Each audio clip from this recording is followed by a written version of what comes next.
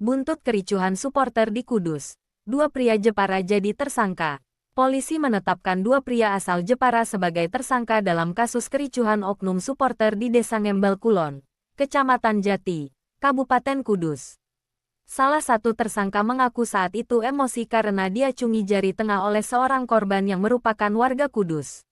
Kapolres Kudus AKBP Roni Bonik mengatakan tidak butuh waktu lama untuk mengamankan dua tersangka berinisial MR, 23 tahun, dan MA, 23 tahun, warga Jepara.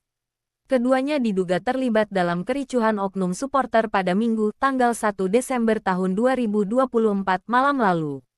Kericuhan itu menyebabkan satu korban warga Kudus mengalami sejumlah luka di tubuh dan kepala.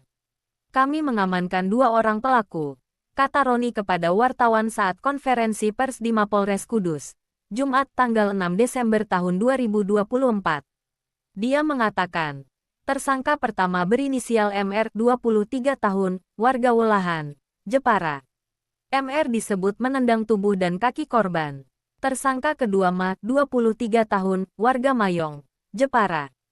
Tersangka melakukan penganiayaan terhadap korban dengan cara menendang ke tubuh korban, terang Roni. Keduanya tersangka kini mendekam di ruang tahanan Polres Kudus. Terkait hal itu menerapkan pasal 170 ayat 2 dengan ancaman pidana pengeroyokan maksimal 5 tahun 6 bulan penjara. Jelas Roni.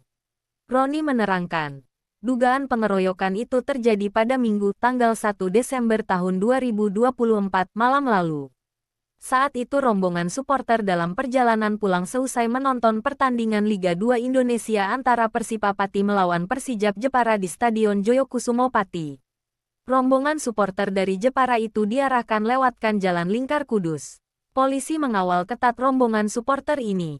Sewaktu rombongan supporter pawai melintasi wilayah Kabupaten Kudus terjadi tindak pidana secara bersama yang dilakukan oleh oknum supporter, jelasnya. Korban saat itu melintas di jalan dan berpapasan dengan rombongan supporter.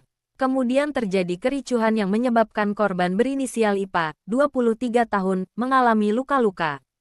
Korban IPA, 23 tahun, yang mana kebetulan dari daerah Jepang melintas di wilayah Lingkar kemudian berpapasan dengan rombongan supporter ini.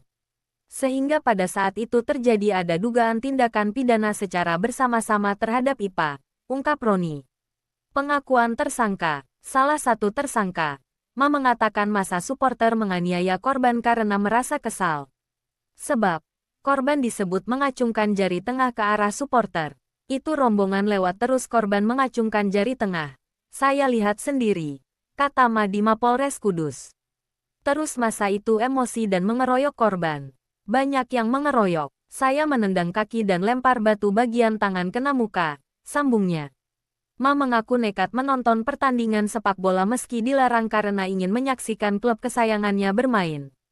Lantas dia bersama teman-temannya ikut menonton ke Pati. Nggak tahu.